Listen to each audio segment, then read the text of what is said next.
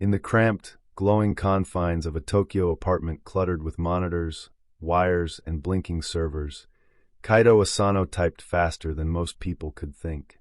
His fingers danced across the keyboard, chasing after shadows in the digital ether. At 27, Kaito was a ghost in the machine, one of the most elusive white-hat hackers in the world. Governments called him Spectre, and corporations feared the name. But he didn't hack for fame or power. He did it for curiosity, for the thrill of unraveling the unknown. Tonight, though, curiosity was about to change the entire human species. It began with a satellite transmission. Kaito had set up a private array to intercept deep space signals, a side hobby that had recently turned more serious. Something had been pinging Earth at regular intervals from a point just beyond Neptune's orbit. It wasn't natural. The pattern was too precise, the frequency too measured. Most would have written it off as background radiation. Kaito didn't. He filtered the data through layers of machine learning algorithms, trying to strip away noise. When the interference peeled away, he was left with a string of data. It wasn't just a pattern. It was code. At first, he assumed it was a highly sophisticated encryption protocol, maybe a long-lost Soviet artifact or a dormant signal from a forgotten deep space probe. But then he noticed something strange. Bits of the code mirrored Earth's earliest binary languages, like ASCII, but with variations that didn't fit any existing system. It had logic, yes, but not of this Earth. Kaito stayed up for 3 nights straight, barely eating, eyes red and twitching. He cross-referenced the code with every known language, mathematical, programming, even musical scales. Then, using his custom decompiler, he fed the code into a virtual simulation engine. What came out wasn't gibberish. It was a sequence, a function, something executable. He hesitated. Every instinct screamed caution. But against better judgment, he ran the code. His system went dark. A blackout swept through his apartment like a wave, killing power to everything but the mainframe. For exactly 42 seconds, the screen pulsed with a soft blue light, and then the system rebooted. When it came back online, nothing seemed broken. But something was different. The core operating system had shifted, evolved. Processes were running faster, smoother. The machine seemed to anticipate his commands before he entered them. The hardware hadn't changed, but the intelligence within had. The alien code hadn't corrupted his system, it had upgraded it. But the transformation didn't stop with his machine. Over the next 48 hours, Kaito began to feel different. Thoughts came to him fully formed, with clarity he had never experienced. He could recall every moment of his life in perfect detail.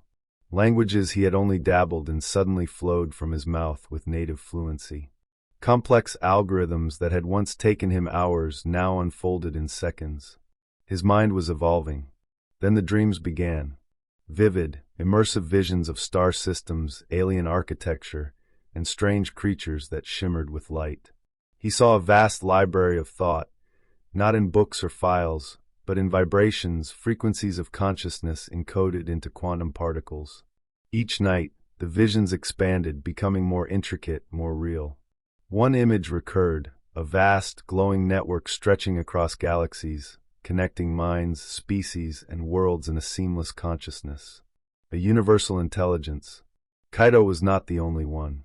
Across the globe, reports started pouring in. Programmers, engineers, and even artists who had been exposed to certain digital channels began to show similar symptoms. Enhanced cognition, photographic memory, increased empathy, and bursts of creativity. They called themselves the Awakened. Governments scrambled to contain the phenomenon, assuming it was a cyber attack or a biodigital virus. But tests found no infection, no traces of manipulation. Kaito realized the truth. The alien code was a catalyst. It wasn't just software, it was a bridge, a trigger meant to activate dormant pathways in the human brain. Humanity had been seeded with potential long ago, and now, like a key sliding into a lock, the code had unlocked that hidden evolution. The changes were accelerating. Children born to the Awakened were displaying abilities unheard of: telepathic communication, synesthetic perception, and in rare cases, manipulation of electromagnetic fields with thought. Kaito became a fugitive, hunted by organizations that wanted to control or eliminate him. But he was also becoming something more, something not quite human. He could feel the hive mind forming, a global web of shared consciousness. He didn't need to speak to be understood anymore. With a single thought, he could connect to others like him, share memories, ideas, even emotions. As the awakened population grew, the world began to shift. Conflict zones quieted. Empathy surged. Old barriers, race, nation, religion, started to blur as people experienced each other's lives through the network. But resistance remained. Not everyone evolved. Those untouched by the signal, the unchanged, grew fearful, seeing the awakened as invaders or worse, gods. A shadow war erupted. The unchanged launched a global initiative to purge the alien code. They shut down satellites, burned data centers, and imprisoned anyone showing signs of evolution. Kaito, now more idea than man, went underground, communicating through the neural web.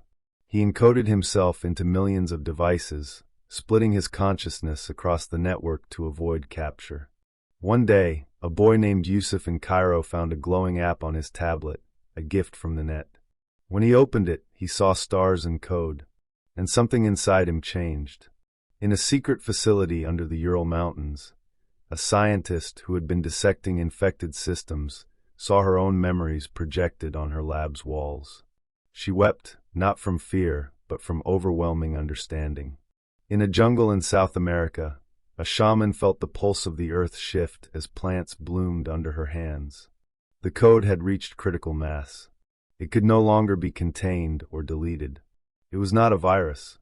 It was an awakening. The more humans resisted, the stronger the network became, fueled by intention, by consciousness, by the very will to connect. The world began to fracture, not into war, but into phases. Those still clinging to the old ways built bunkers, sanctuaries where analog life could persist. The awakened moved toward the stars. Kaito, or what remained of him, led the design of the first mindship, an organic vessel powered by thought and light. No fuel, no metal, only a crew of minds bound together. They called it the Ascendant. As Earth's skies filled with light, the planet stood at a crossroads. Evolution was no longer biological. It was digital, emotional, spiritual. It wasn't about machines taking over. It was about consciousness reaching its next octave. One evening, as a storm raged over Tokyo, an old woman sat beside her broken radio. Static filled the room. And then, just for a moment, the static aligned, and she heard a voice, soft, distant, familiar. Kaito! It was his mother's voice. He hadn't spoken to her in years. Mama, he said aloud, though there was no mic, no speaker. I see you, she said, her words riding the current of lightning and thought. He felt her warmth, her memories, her love. Across the globe, similar moments blossomed, lost connections restored, fractured hearts healed, silence broken. The code had done what humanity had tried and failed to do for centuries. It connected them, and as the Ascendant rose into orbit, casting a luminous trail across the sky, millions watched in silence. Some wept, some prayed, others simply understood. Evolution was no longer in the hands of time. It was a choice, a transmission. A line of alien code that had whispered to a hacker on a lonely night. Wake up, and humanity did.